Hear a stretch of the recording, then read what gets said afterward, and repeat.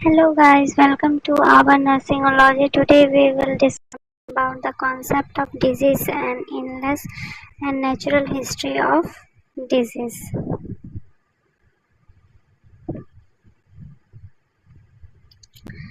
तो आज हम पहले पढ़ेंगे concept of disease and illness. तो उससे पहले हमें ये पता होना चाहिए कि डिजीज़ किसे कहते हैं। तो डिजीज़ जो है इसको according to the Oxford dictionary के अकॉर्डिंग अगर देखा जाए तो डिजीज़ का डेफिनेशन ये होती है कि एक ऐसा कंडीशन जिसमें हमारा बॉडी या हमारा ऑर्गन या हमारे बॉडी का कोई भी एक पार्ट जिसमें किसी भी तरीके का इम्पेयरमेंट होना या फंक्शन नॉर्मल फंक्शन परफॉर्म नहीं करना, उसको हम डिजीज़ कहते हैं। इसमें कॉन्सेप्ट ऑफ जो डिजीज़ का कॉन्सेप्ट है बेसिकली 3 चीज़ों पे है। एक है होस्ट, एजेंट और एनवायरनमेंट। तो बिफोर क्या बोलते हैं 19th सेंचुरी से पहले ये कंसीडर किया जाता था कि क्या बोलते हैं किसी भी तरीके का अगर डिजीज़ किसी इंडिविजुअल को हो रहा है तो ये कहते थे कि ये क्या बोलते हैं गॉड का पनिशमेंट है या फिर किसी इविल स्पिरिट का वजह से या बैड एयर जैसे हवा ये सब चीज़ें अफवाहें फैलती थी अगर कोई बीमार हुआ है तो, ठीक है। बट उसके बाद क्या हुआ कि 19th सेंचुरी में माइक्रो ऑर्गेनिज्म फिर से रिकवर किया गया, ठीक है। तो फर्स्ट पैराग्राफ में यही है, before 19th century occurrence of any disease was considered to being as a curse of God और इविल स्पिरिट और a bad air. In 19th century disease producing micro organism was discovered, ठीक है। उसके बाद it was found that every single disease was cause by a one specific organism. तो उसके बाद ये पाया जाता था जैसे कि कोई भी एक सिंगल डिजीज अगर किसी को हुआ है तो वो किसी न किसी एक स्पेसिफिक माइक्रो ऑर्गेनिज्म की वजह से होता था, ठीक है। जैसे कि फॉर एग्जांपल क्या है, ट्यूबरकुलोसिस जो होती हैं ये ट्यूबरकुलोसिस बैक्टीरियम की वजह से होता है, ठीक है, वो इसे कॉज करती है। उसके बाद आता है यहाँ पे this refers to one to one relationship between causative organism and the disease. तो इससे ये पता चलता है कि जो कॉजेटिव ऑर्गेनिज्म है वो और जो डिजीज़ है वो, ठीक है, मतलब जो डिजीज़ हो रही है और जो कॉजेटिव ऑर्गेनिज्म है वो, इन दोनों के बीच में 1 to 1 रिलेशनशिप मेंटेन हो रहा है जिसकी वजह से डिजीज़ कॉज हो रही है। और ये जो डिजीज़ कॉजेशन है इसको पॉपुलरली जो कहा जाता था उसको जर्म्स थ्योरी कहा जाता था। तो इसमें जो बेसिकली है एजेंट, होस्ट और एनवायरमेंटल फैक्टर जो है ये एक दूसरे के साथ इंटर रिलेटेड होती हैं और ये कॉम्प्लेक्स वे में मतलब जो डिजीज़ प्रोड्यूस करती है, मतलब ये तीनों मिल के डिजीज़ प्रोड्यूस करने में हेल्प करती हैं, ठीक है। Development of appropriate and practical and effective public health measure to control और prevent the disease usually required assessment of all 3 component and their interaction. तो किसी भी तरीके का जब कोई डेवलपमेंट मतलब अप्रोप्रिएट कोई डिजीज़ हो रहा है, ठीक है, तो उस डिजीज़ को प्रिवेंट करने के लिए या उससे क्योर करने के लिए किसी भी ह्यूमन बीइंग को ये ज़्यादातर ज़रूरी है कि हम ये जो 3 कॉम्पोनेंट है एजेंट, होस्ट और एनवायरनमेंट, इसका असेसमेंट करें और इनके इंटरेक्शन को पता करें कि कैसे इंटरेक्ट कर रहे हैं। उसके बेसिस पे हम इसको कंट्रोल कर सकते हैं, किसी भी डिजीज़ को प्रिवेंट कर सकते हैं। अब आता है एजेंट। तो एजेंट क्या होता है, बेसिकली एजेंट मतलब माइक्रो ऑर्गेनिज्म या किसी भी तरीके का इन्फेक्शन या पैथोजन हो सकता है, जैसे कि तुम्हारा वायरस हो गया, बैक्टीरिया हो गया, पैरासाइट्स हो गए, ठीक है। तो ये हो गया जनरली जो क्या बोलते हैं एजेंट जो होती हैं ये प्रेजेंट होती हैं किसी भी डिजीज़ को कॉज करवाने के लिए, ठीक है। तो अगर क्या बोलते हैं अगर एजेंट प्रेजेंट नहीं है तो डिजीज़ कॉज नहीं होगा, ठीक है। A variety of factor influence whether the exposure to the मतलब बहुत सारे और क्या बोलते हैं फैक्टर्स जो हैं वो रिस्पॉन्सिबल होते हैं किसी भी डिजीज़ को कॉज कराने के लिए। हो अब होस्ट क्या होता है, तो होस्ट मतलब ये ह्यूमन बीइंग जो हम हैं, हम एज अ होस्ट हमारे अंदर डिजीज़ होती है तो जो एजेंट होता है वो हमारे अंदर आता है, हमें कॉज करता है, फिर हम बीमार पड़ते हैं, ठीक है। तो होस्ट मतलब ह्यूमन बीइंग होते हैं ये इंट्रिंसिक फैक्टर होता है और ये जनरली क्या बोलते हैं रिस्क फैक्टर या इन्फ्लुएंस ऑफ एजेंट की वजह से होती है। ठीक है। Opportunities for exposure are often influence by behaviour. तो किसी भी तरीके का जब क्या बोलते हैं एजेंट हमारे अंदर आ रहा है या हम किसी भी तरीके से किसी डिजीज से कॉज हो रहा है तो किस वजह से होता है, हमारे बिहेवियर की वजह से होता है। जैसे सेक्सुअल प्रैक्टिस के, हाइजीन प्रॉपर ना होना, personal choice as well as age और सेक्स के अकॉर्डिंग, इन सब चीज़ों के वजह से एज अ ह्यूमन बीइंग हमारे अंदर डिजीज स्टार्ट होती है कोई भी। उसके बाद आता है एनवायरमेंटल फैक्टर। तो एनवायरमेंटल फैक्टर जो होता है ये एक एक्सट्रिंसिक फैक्टर होता है जो अफेक्ट करता है एजेंट को, और क्या बोलते हैं इसके पास अपॉर्चुनिटी होती है कि एक्सप्लोर करे। ठीक है। इन्वायरमेंटल फैक्टर जो होती है ये इंक्लूड करती हैं जैसे कि फिजिकल फैक्टर जिसमें तुम्हारा जियोलॉजिकल, क्लाइमेटिक, ये दोनों आ जाता है। बायोलॉजिकल फैक्टर में जैसे कि किसी भी तरीके का इंसेक्ट जो होता है वो ट्रांसमिट करता है एजेंट को। ठीक। उसके बाद साइको इकोनॉमिकल फैक्टर्स जैसे कि अगर सैनिटेशन प्रॉपर ना हो या इनएबिलिटी होती है हेल्थ सर्विसेज को प्रोवाइड करने के लिए तो होता है। अब इसमें हम पढ़ेंगे epidemiological model of health and equilibrium. ये जो मॉडल है इसको हम लोग कहते हैं एपिडेमियोलॉजिकल मॉडल। ठीक है, इक्विलिब्रियम का। तो इसमें क्या होता है, disease is cause only when there is an interaction of agent, host and environment.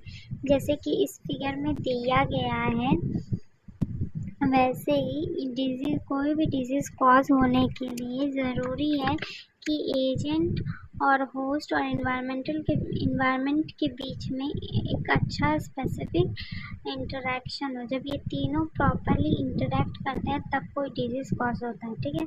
It means disease will occur only if the host is weak and the agent is strong and enter the host through the right channel and are sufficient amount when the environmental conditions sufficient the interaction of the host and agent।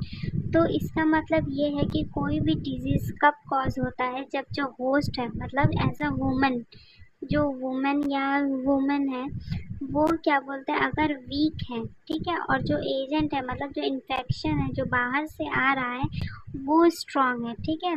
तो वो एक right channel या specific amount में, और जो environment है उसका condition भी प्रॉपर सही हो, और इन तीनों के इंटरेक्शन के वजह से क्या होता है, डिजीज कॉज होती है।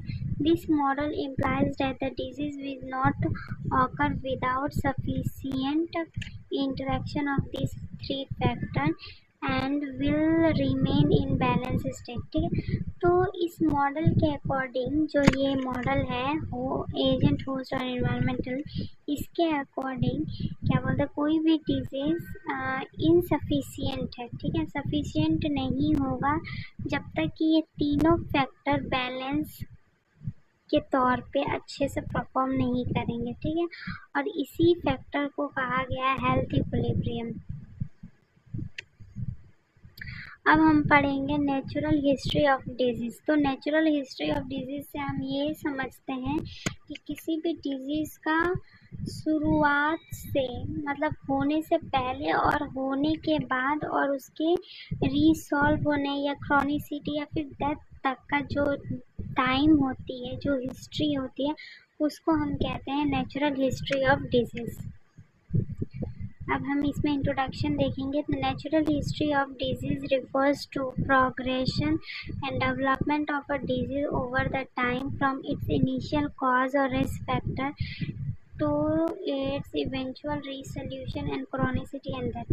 तो जैसे हमने पहले बताया था कि नेचुरल हिस्ट्री का मतलब ये होता है कि जहाँ से डिजीज़ प्रोग्रेस हो रहा है, डेवलप्ड हो रहा है, और उसकी इनिशियल कॉजेज़ या रिस्क फैक्टर्स क्या क्या है, मतलब क्या कॉजेज़ देखने को मिला था उसमें, किस किस चीज़ों से उसको हुआ था। ठीक है, उसके बाद इवेंचुअली ये कि कैसे वो जो डिजीज़ हुआ था वो सॉल्व हो गया या नहीं सॉल्व हुआ, तो कहाँ तक उसकी क्रॉनिसिटी बढ़ी या फिर डेथ तो नहीं होगा, मतलब ये पूरी चीज़ों को हम नेचुरल हिस्ट्री कहते हैं। ठीक है, understanding the natural history of disease essential for healthcare performance to effectively prevent and diagnose and treat and manage the condition। तो नेचुरल हिस्ट्री अगर हम जानेंगे किसी भी डिजीज़ का, तो हेल्थ केयर जो प्रोफेशनल्स हैं इनके लिए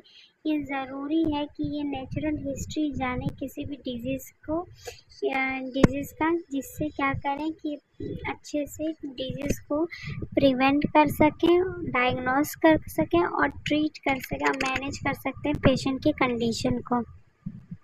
इसमें बेसिकली 7 स्टेजेस हैं। तो ससेप्टिबिलिटी स्टेज, जिसमें ससेप्टिबिलिटी स्टेज, उसके बाद प्री क्लिनिकल स्टेज, उसके बाद clinical stage, chronic stage, recovery and disability और death stage, rehabilitation and complication stage, long term management. तो हम आते हैं susceptibility stage. This stage involve the presence of risk factor that increase the likelihood of developing a disease. तो इस stage में क्या होता है कि रिस्क फैक्टर्स जो होती हैं वो प्रेजेंट होती हैं और ये क्या करती हैं, डिजीज़ को डेवलप करती हैं। ठीक है, जो रिस्क फैक्टर जैसे क्या क्या हो सकता है, जेनेटिक, इन्वायरमेंट, बिहेवियरल, या इन सब के कॉम्बिनेशन के तौर पे प्रेजेंट होता है।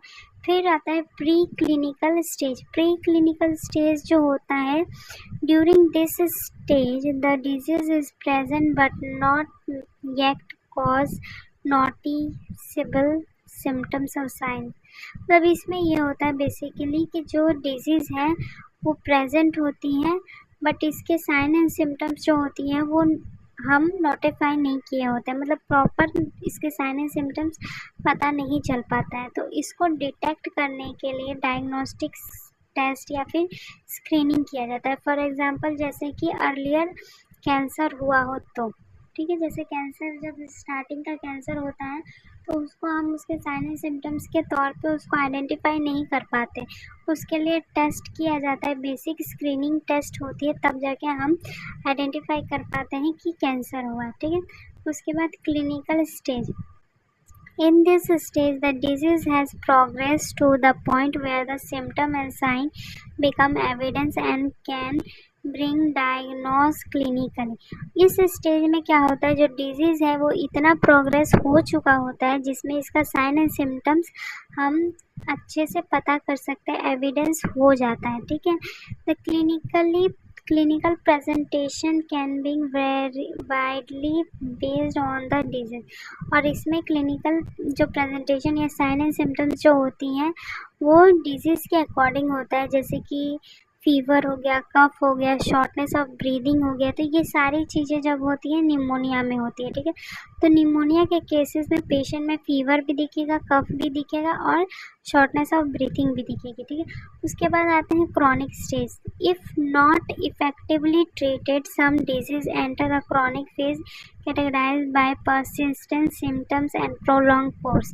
तो अगर हम किसी भी डिजीज़ को प्रॉपरली हम क्योर नहीं कर पा रहे हैं या प्रॉपरली ट्रीट नहीं कर पा रहे हैं, तो जो डिजीज़ कंडीशन स्टार्टिंग फेस में होगा वो वहाँ से हट के क्रॉनिसिटी फेस में चला जाता है, जिसमें क्या होता है, जो साइन सिम्टम्स जो होती हैं ये प्रोलॉन्ग हो जाता है और कोर्स जो होती हैं वो भी प्रोलॉन्ग हो जाती हैं।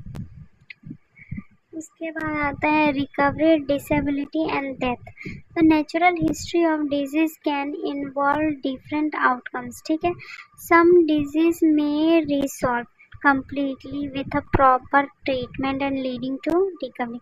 तो नेचुरल हिस्ट्री जो डिजीज़ का है ये बहुत सारे आउटकम्स के साथ है, जैसे कि कुछ डिजीज़ जो होती हैं वो क्या बोलते हैं शॉर्ट पीरियड ऑफ टाइम पे रिकवर हो जाती हैं कम्प्लीटली, जो मतलब उसको ट्रीट दिया जाता है तो वो अपनी क्या बोलते हैं डिजीज़ से रिकवर हो जाता है। ठीक है, other might result in the very degree of disability. और कुछ ऐसे होते हैं जिनको क्या बोलते हैं, उनको ट्रीटमेंट और मैनेजमेंट सब चीज़ें प्रॉपर देते हुए भी उसमें डिसेबिलिटीज़ या इम्पेयरमेंट आ जाता है, वो प्रॉपरली ट्रीट नहीं हो पाते हैं। ठीक है, In cases where the disease is not effectively managed, it can progress to a severe stage that may lead to death. और अगर ऐसा है कि क्या बोलते हैं, कोई भी डिजीज़ अगर इफ़ेक्टिवली अच्छे से उसको मैनेज नहीं कर पाए तो वो क्या होगा, सीवियर स्टेज में चला जाता है, और सीवियर स्टेज से कई बार डेथ भी हो जाता है। ठीक है, रिहेबिलिटेशन एंड कॉम्प्लिकेशन स्टेज।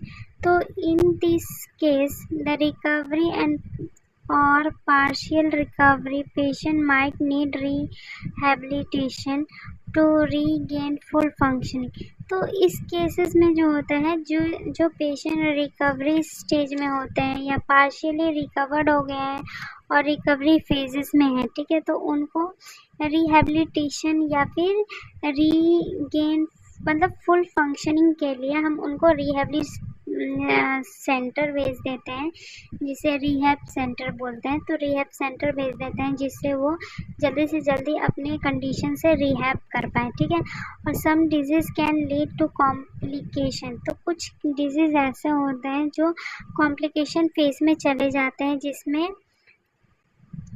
और वो डिजीज़ की वजह से अराइज हो जाता है। ठीक है, जिसमें क्या होता है, the treatment this complication can impact the overall course of the disease. और वो क्या होता है, जो ट्रीटमेंट हो रही होती है वो बेसिकली कॉम्प्लिकेटेड फॉर्म में चली जाती हैं और वो ओवरऑल कोर्स हेल्थ कोर्स को मतलब डिजीज़ के हेल्थ कोर्स को इफेक्ट करती हैं। ठीक है, लॉन्ग टर्म मैनेजमेंट। तो इसमें ये होता है जो chronic disease often required ongoing medical care, lifestyle modification and monitoring to prevent complication. इसमें ये होता है जो क्रॉनिक डिजीज होती है वो लॉन्ग टर्म मैनेजमेंट में जाती हैं, जिसमें मेडिकल केयर दिया जाता है, लाइफस्टाइल मॉडिफिकेशन कराया जाता है और प्रॉपरली उनको मॉनिटर किया जाता है उनके और प्रिवेंट किया जाता है कॉम्प्लिकेशन को। Thank you so much. If any doubt of yours, please ask me. I will resolve it.